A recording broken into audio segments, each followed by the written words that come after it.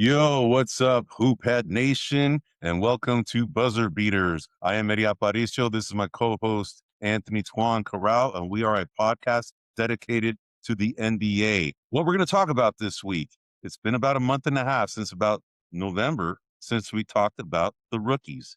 So we have this segment called the Rookie Watch, and we have been doing this since last year, and we do it on usually about a 4 to 6 week basis. So we're going to go ahead and go over the top 10 of each in minutes, points, and also statistical categories as well. And then we're going to do a comparison against the NBA's rookie ladder, which we also do as well. So that'll be the first segment, and that'll be kind of our walk around the NBA. And then we're going to go ahead and dovetail that into Twan's net rating. He's going to go ahead and figure out who are the best net rated players in the NBA. And realistically, we're going to go ahead and do this like on a point guard, shooting guard, small forward, power forward, center basis. But I think next time, because it's kind of getting muddied a little bit, that we're probably just going to identify maybe the best guards, the best forwards, and the best centers. Once we do this next time. So we'll do that on the next segment. And then then we're going to go ahead and cover our rookie league that we created that Twan and I, it's been a while since we talked about our rookie league. So Twan and I did a draft of the rookies, right after the draft. We both took 4 first-round picks and then 1 second-round pick. And I've been accumulating their stats and come up with a point system similar to what the daily fantasy football leagues do, or daily fantasy leagues do. And that's where we come up with the point system. And then you can kind of see relatively how we're doing against each other. And then also the last thing is Twan and I have this conference seedings contest between us. We went ahead and ranked all of the teams per conference on how we thought they were going to end up. And we have a point system that we assign to it, and we're going to go ahead and review that. You'll be able to see that. So for those of you who are looking at or watching us from a computer, we're going to have some graphics for you. For those of you that are listening to us, as you're driving, hey, thanks for the ride, but we'll go ahead and describe what we're talking about, right? So without any further ado, dude, let's get into it, man. So we'll go ahead and go into the rookie watch, and I'll have a little caption here that tells us where we're at right now.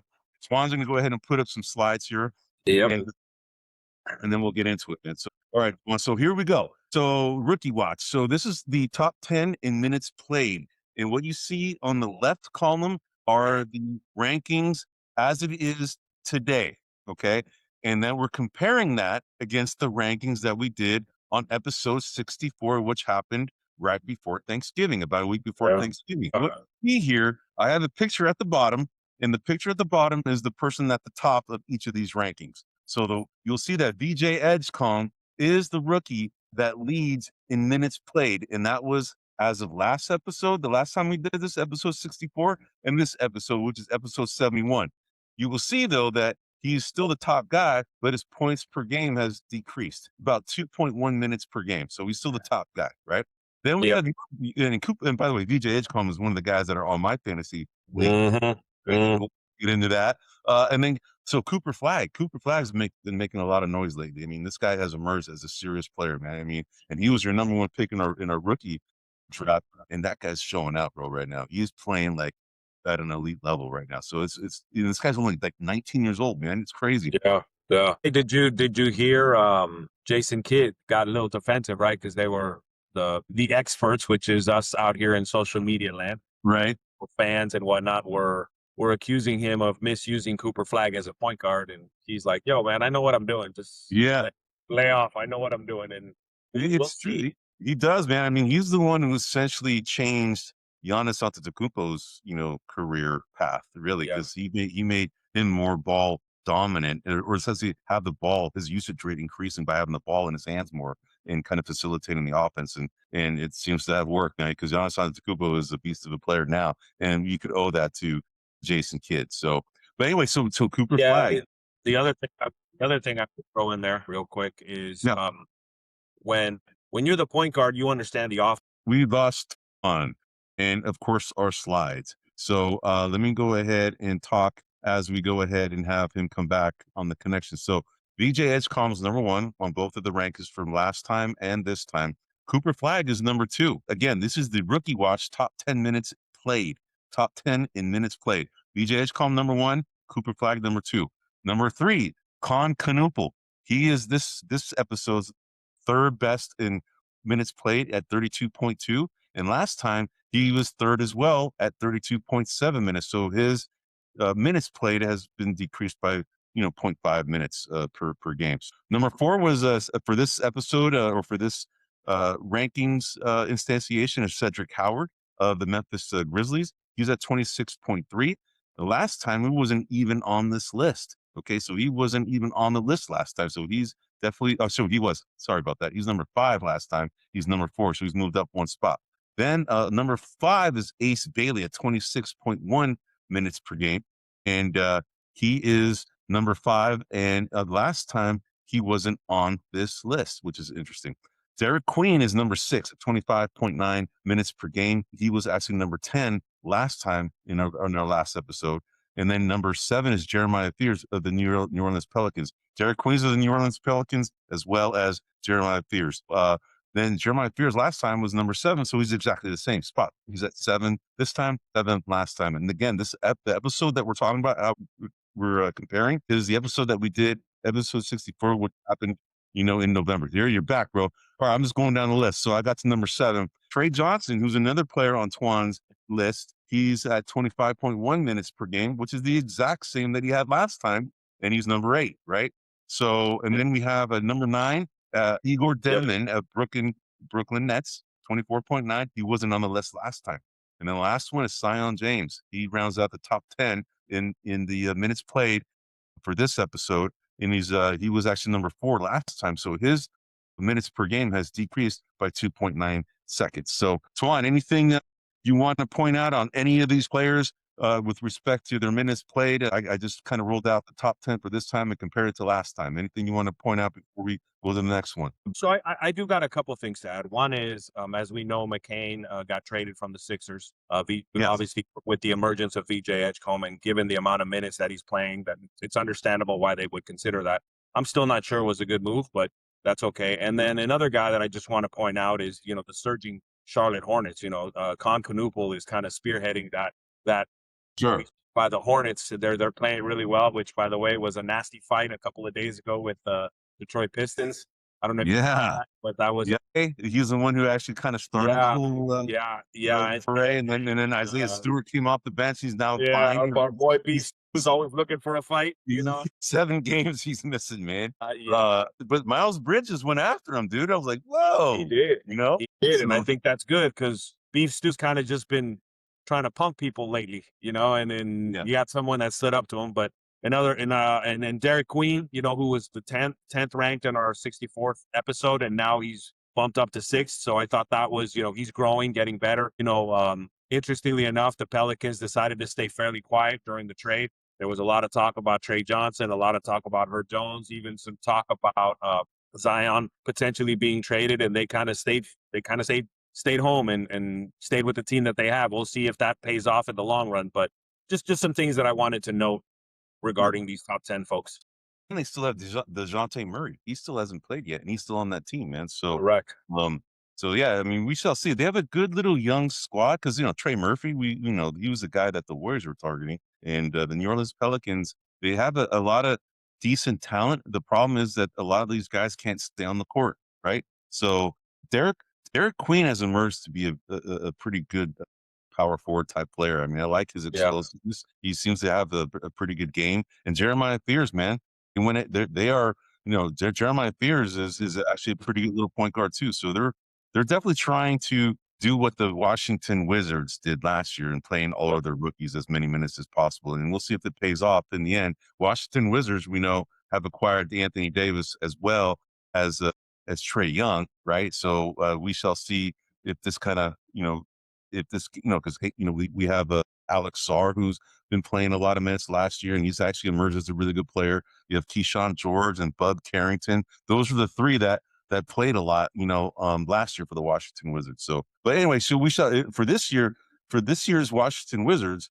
you have the New Orleans Pelicans, who have 2 guys that get a lot of playing time, and then the Charlotte Hornets, they have 3 guys that get a lot of playing time: Knueppel, Zion James, and they also have Ryan Kalkbrenner. So he was on the list last time. He's not on the list this time. So he's his minutes have dropped off quite a bit. So, all right, bro, we can go to the next one. So the next slide is points per game. So these are the top 10 in points per game. So again, the left is showing the current rankings as of today. And then the one on the right are the rankings from episode 64, which was on November 19th of last year, which is only like really 2 months ago, two and a half months ago. But you can see that the number one guy last time was Knueppel. He was at 17.2 points per game.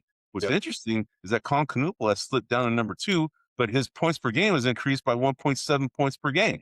But the U has emerged. Cooper Flagg is number 1 on this episode compared to last time, and Cooper Flagg was number 2. But his points per game essentially went up by 4.8 points, right? So that's, he's balling right now, bro. He is balling. Then we got number 3 at VJ Edgecombe. He was number 3 last time. He's number 3 this time. The only thing is that his points per game has slipped by 0.7 points per game compared to last time when he was on this list. Jeremiah Beers was last time at number 4, but number 4 this time is Cedric Coward. Cedric Coward was number 5 last time. He's now number 4. Jeremiah Beers slipped down to number 5 when he was number 4 last time. All right. Okay, then we got Trey Johnson. What was that? They flip-flopped. Yeah, they flip-flopped. Then we got Trey Johnson, who also, went up in the rankings because he was number 7 last time. He's now number 6. His points per game went up by 1.5 points per game, and he's at 13 points per game right now, and number 6. Derek Queen is number 7 at 12.2.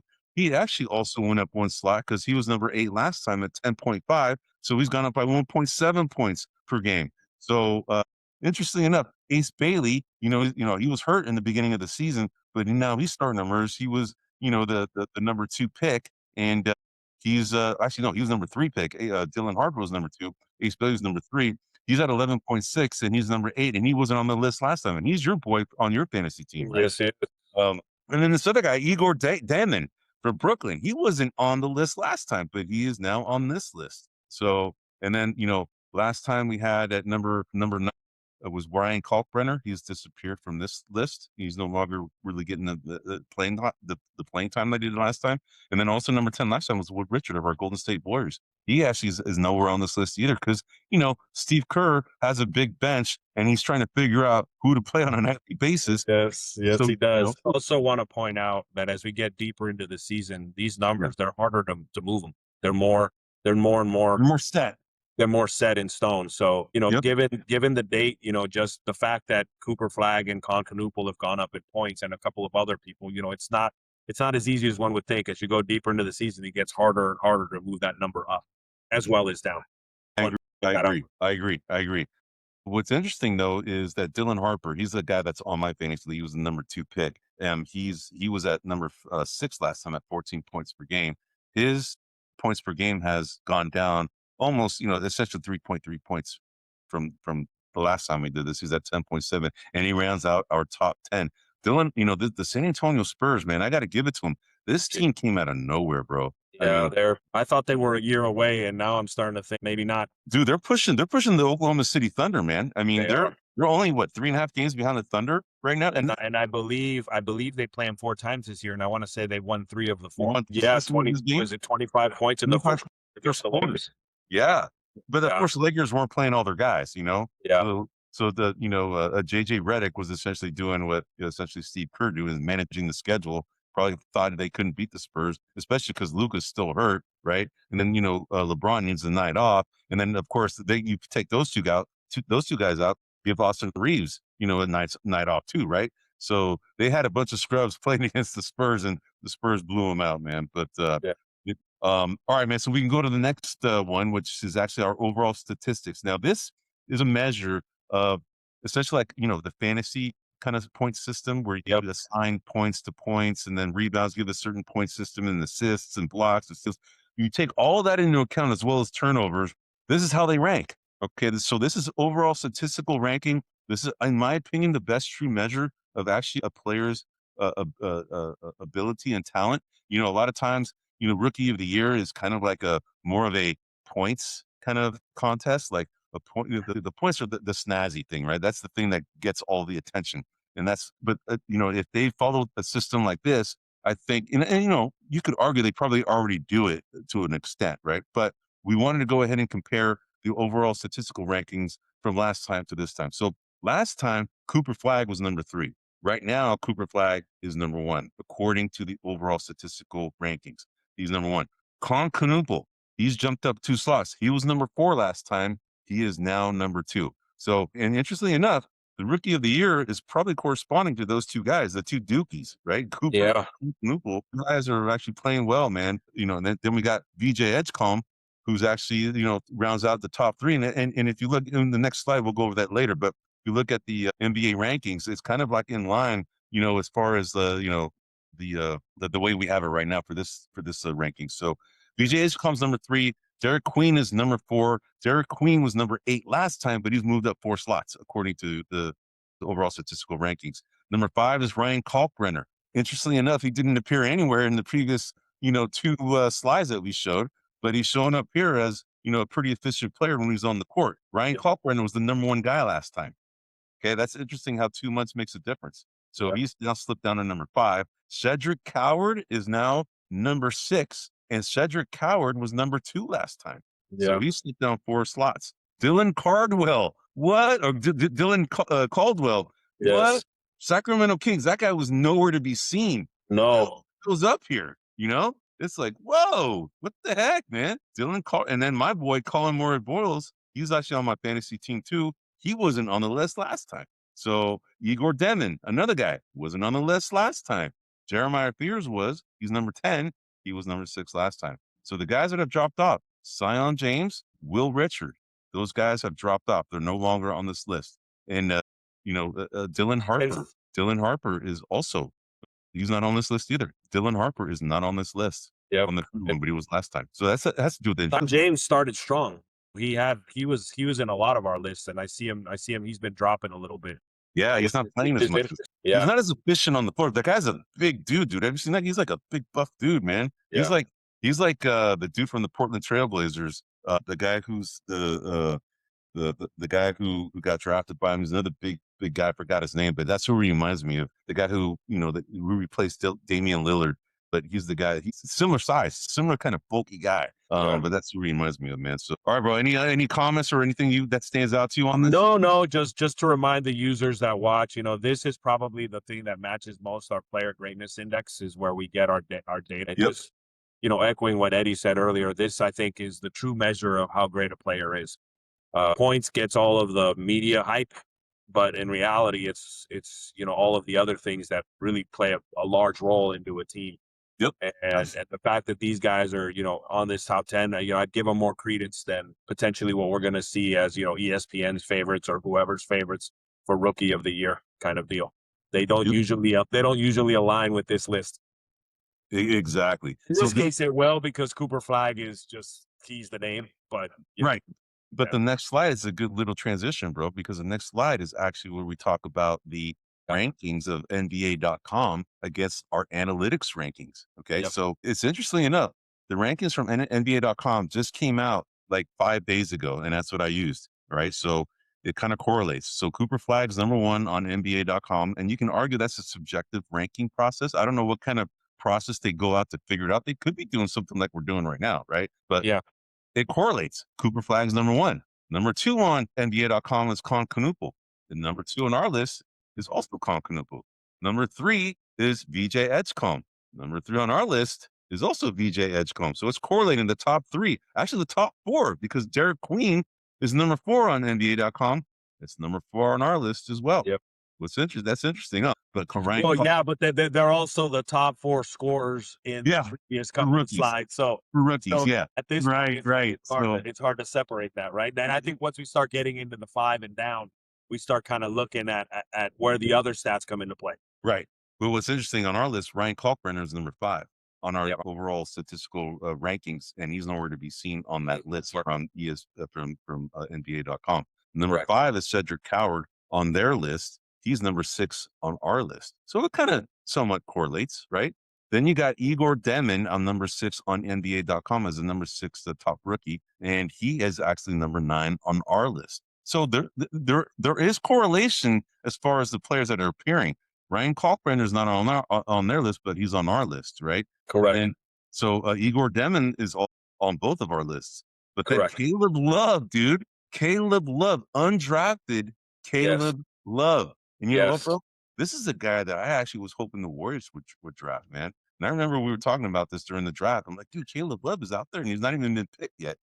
And lo and behold, he's on the eye of some of these guys at NBA.com. He's a really good offensive player, man. He could shoot. He's just a more of a score score first mentality type of player, right? But he's from the Portland Trailblazers. He's number 7 on NBA. He's nowhere to be seen on our list. Number 8, Maxime Renault. Yes. Maxime Renault, the Sacramento Kings. From Stanford, right?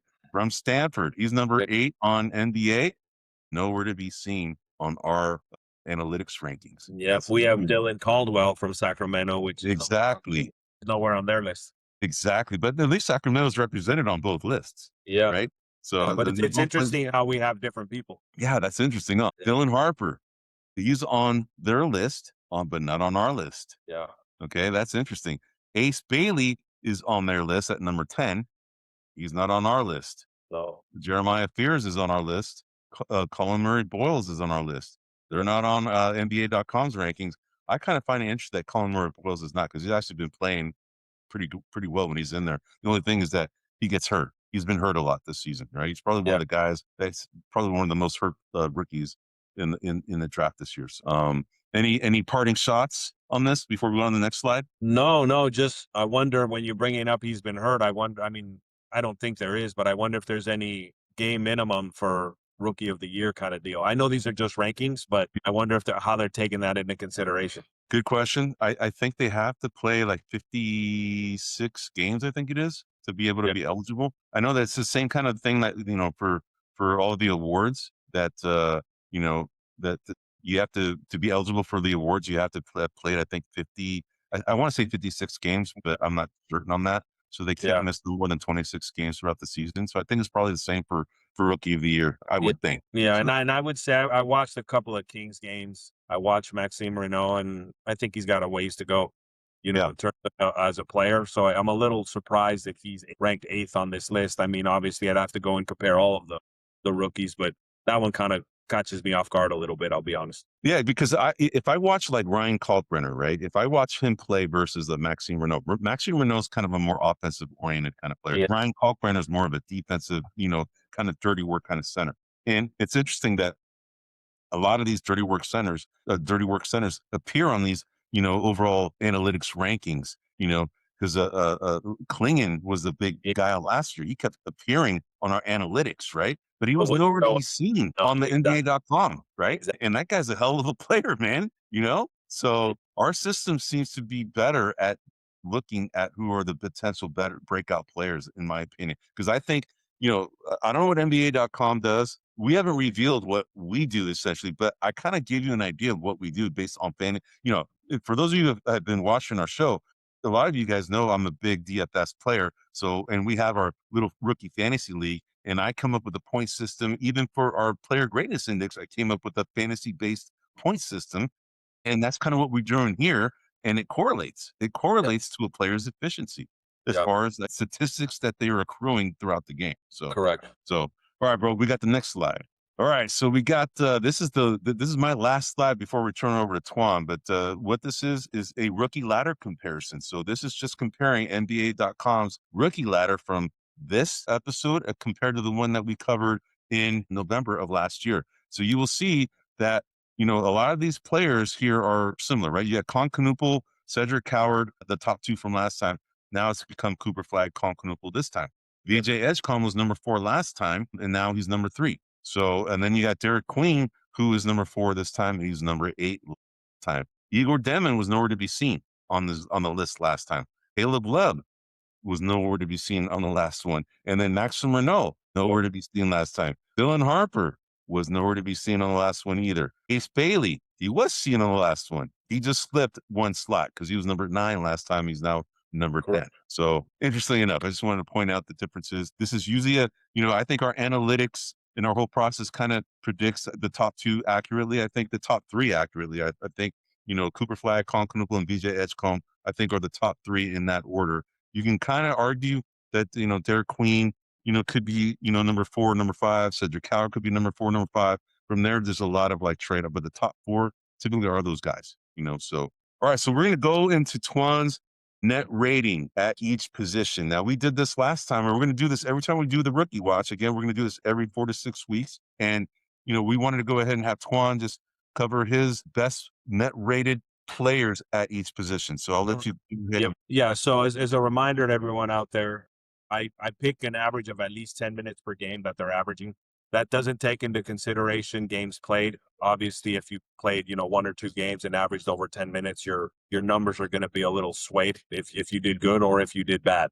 But a couple of things to note here, like Gabe Vincent, for example, he's leading the Hawks in net rating at the guard position, at the point guard position, but he's been recently traded from the Lakers. So these stats, obviously, as an individual, carry over for another. But just to point out, he was a Laker about a week ago, and now he's a Hawk, and Right. and he's got a rating of 25 points. Wendell Moore Jr. I'll remind everyone, I should have, I guess, compared from our last list, which I didn't do. Wendell Moore Jr. was the shooting guard on our last net rating. Yes, it was significantly higher, but he's still the same. He still owns that same position. Obviously, the Pistons are a very good team. He's averaging, I want to say, about 18 minutes, 19 minutes per game. He continues to be their best net rated guy at the guard position, at the shooting guard position. So I just wanted to point that on. I didn't type in his name. Marjan from the Sixers. He is the small forward with a net rating of 29.5. And then we have Kobe Brown of the Pacers at power forward at 29. And then Neemias Queta, the Celtics center, who is primarily a defensive player, still kind of developing on the offensive side, but he is the best rated center in terms of net rating on the East with 11.7. That's interesting, man. And this is a guy that has emerged on the Celtics. I mean, he's a really good defensive. He's filled in a pretty good void left behind by Al Horford and Kristaps Porzingis, as well as Luke Cornett. They're playing this guy out of necessity. He actually came from the Sacramento Kings most recently, and he's actually been showing out big time, man. So that's been a good revelation for the Celtics to have found a good, kind of dirty work kind of center player. Neemias, he's actually Portuguese. So he's I think one of the first, I don't want to say first Portuguese, but I think he might be 1 or 2 Portuguese players in the entire NBA. So I can't think of another one, so not off the top of my head, but yeah, Neemias Queta. But what's interesting is, as you may remember, the Celtics picked up another center in Valanciunas, right? Jonas Valanciunas, which that may impact the minutes per game. So when we do this again, we'll see if Queta's still getting above the 10-minute mark. By the way, the Marchand Beauchamp is the guy that you're referring to. Yes. Yeah, he's the guy who came. He played for the Bucks, so he got drafted by the Bucks. So, and I guess he made a move over to the Sixers. To the Sixers. So let me ask you something, bro. What was your cutoff as far as picking these? So it's at least 10 games. So 10 at least 10 minutes per game. Correct. Oh, okay. Didn't do games played, but I'm starting to think if I should, do games played. Obviously, that's a moving target depending on where in the season you pick. You could pick a number like 25% of the games, and then that would kind of filter out a lot of people. And, what's interesting is, and I'll get to him in a minute, is most of these players are players that they're not the star players, or they're not, they don't log an insane amount of minutes. A lot of these hover between 10 and 20, with the exception of Chet Holmgren. Chet Holmgren was, ironically enough, with Hartenstein, or Hartenstein, however the heck you say it. With him at center, Holmgren could be the power forward, or Holmgren could be the center. On our last chart, Chet Holmgren was the highest rated center in the Western Conference. This time, he's the highest rated power forward because Zach Edey is the highest rated center. But that being said, Zach Edey's been hurt quite a bit. So, those numbers can be skewed a little. Yeah, definitely. Yeah, so I think maybe going forward, we're going to want to put some sort of marker on games played, some sort of percentage of games played. Probably games played might be maybe like at least, since we're, about more than halfway done with the season, we could probably make it like at least, 20, I don't know, at least 20 games, and then have an average minutes per game of maybe more than 10 minutes, like maybe make it like 15 or, maybe 20. Because rotational players, they get about 15 to 20. So maybe make it 15 realistically, because you're going to see, the data be differently. Because if you look at some of these players, a lot of these guys are kind of unsung guys. A lot of these guys are kind of not really well-known players. Neemias Queta is probably the most known in the East out of all the guys that you mentioned. Gabe Vincent is a known entity, or a known commodity, I should say, because he had played, for the Heat, for years, and then went to the Lakers, and now he's back, he's now back in the East with the Hawks. Wendell Moore is kind of unknown. Marshawn Beauchamp is a guy who very rarely plays. Kobe Brown is starting to play, though, now. He actually played, I'm thinking maybe another play. But anyway, Neemias Queta is probably the most known guy out of the guys that you I would say that that's correct. But all of these players have been averaging over 10 minutes. And I will say that most of them are probably above 15. Very few have been below 15. There are a couple, but most of them. So maybe I'll bump that average up to 15 minutes. Yeah, 15 minutes, and then maybe like the next time we do it, maybe make it 30 games played or something like that. Yeah, I could do I could do a percentage, right? I can just see where our percentage played in the season. Yeah. At least if you played, 30% of the games or something like that, then we can do that. And that'll start to filter this down, and it'll bring those. Obviously, Wendell Moore with a net rating of 39.3, that's an insane number, right? Yeah. You would look at that and go, but again, he was the top net rated guy when we did this report last time. So that part was kind of whoa. So obviously, if you got a net rating of 39.3, just keep that dude on the court all the time, and you'll win all your games by 40 points, kind of deal. But, and then the same thing with Jared McCain, right? So Jared McCain was with the Sixers before he got traded to the Thunder. I keep looking at this, the richer get richer, the rich get richer, and I'm sure they do. How much I'm sure the net rating and those types of things. Sure. Yeah, they have a pretty good scouting team, and I wonder how much that played a role. But he's the highest rated net rating guy per 10 minutes per game. That's average of 10 minutes per game, the highest net rated guy in the Western Conference. And and what's interesting, bro, is that well, Jared McCain is recently traded, right? But one observation I'll make, and I think it's because of the filter that you used, right? It's because of the 10 minutes per game. And of course, this makes the argument that we should probably have a games played filter as well, because Scoot Henderson has hardly played. And by the way, Scoot Henderson was the guy I was trying to think about.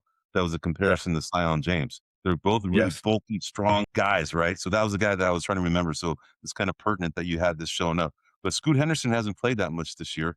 Matisse Thybulle is the same thing. He hasn't played that much this year. And then Zach Edey also hasn't played that much this year because of injury, right? Correct. So yeah. And that's where I'm thinking the games play is going to come in, because the minutes played average is in games that you're eligible for, right? It isn't an average of every game that's been played, right? They don't do that. So Zach Edey's played, let's just say 10 games. And in those 10 games, he averaged 18 minutes a game. That's the average you're going to get. Right. So maybe I'll start filtering this by games played. And again, I'll pick a number. Maybe I'll start with like 25% of the games or something, and then we can kind of go from there. But yeah, as you mentioned, Scoot Henderson hasn't played a lot. Matisse Thybulle, he's for the Blazers. The interesting part is, like a lot of these teams, with the exception of the Thunder and Celtics, are all teams that are still on the Pistons too, I guess. But so never mind. That scratches my thought process here. I was thinking, most of the kind of teams that are chasing are the ones with the higher net rating for the players that have minimal minutes. Right. Well, cool, man. I like you, man. That was a cool segment. We just have to maybe tweak it a little bit for, having more maybe players that are more known for a lot of people, right? Because there's only really two known real guys, unless you're a real fan of these teams and you really follow these guys. You'll know, oh yeah, I know who Matisse Thybulle is, or I know who freaking Marshawn Beauchamp is, right? So maybe the filter, we increase it and then have some other players that the top two guards, the top two forwards, a minimum on games played, and a minimum on time. 15, maybe 15 minutes. Yeah, bump it up a little bit, probably get a different output, man. Cool, man. Okay. Right on, man. All right, man. So we got the last two slides that we have here. And now it's been a while since we've covered this, man, but the Cisco Kids Rookie Fantasy League, my team's on the top and the Twan's team's on the bottom. And you can see that, again, the point total that I have here. So just to give you an idea, 1,834.92 points for Knueppel. That's fantasy points accumulated. So that's points, rebounds, assists, steals, blocks, turnovers. You take it all into account, come up with a point system. That's how many points Knueppel has scored since Summer League, preseason, and all the games that he has played in the regular season. Now, what's interesting is, all of our lists that we had previously showed Cooper Flagg being number one, Knueppel being number two. It correlates here because if you look at our fantasy, the way that we picked this team is that we picked 4 players in the first round, and Twan had the first pick, and then I had the second pick, and Twan, of course, picked Cooper Flagg, and then I picked Dylan Harper. of the San Antonio Spurs. So, but you can see from all of the slides that we were showing for our rookie watch segment that Cooper Flagg is outscoring Knueppel from an overall analytics standpoint, overall statistical standpoint by like 142 points and more, about 142 fantasy points more. That's interesting, right? The third guy has been VJ Edgecombe, and VJ Edgecombe is 1,742.9 points. He's not that far behind Knueppel. Very good. It's going to be an interesting race to see if Edgecombe actually catches Knueppel. We'll find out, right? But you can see that the amount of points that I've accumulated versus the amount of points that you accumulated, there's a big delta between us, bro. There is 135 points. And the main reason why, bro, is because you're Rasheed Fleming of the Phoenix Suns and Malawach. Those guys are hardly playing, dude. No, I know. I mean, I think the resurgence of the Phoenix Suns has really hurt the playing time for these guys. I genuinely felt like Phoenix wasn't going to have a great. I agree. In particular, and now we've got to start considering the Dylan Brooks factor, right? Wherever he goes, the teams get better. So ironically, I will now respect. I hate that guy, but I will now respect the Dylan Brooks factor a little bit more going forward. Yeah, I mean, there was a case. I don't know if did he make the All-Star team? I know they were making a case for him to be on the All-Star team. At this point, I haven't heard that he will. I haven't heard it either, man. But one thing that's glaring, bro, let me tell you something. So again, these are points accumulated from the preseason, summer league, and all the games played.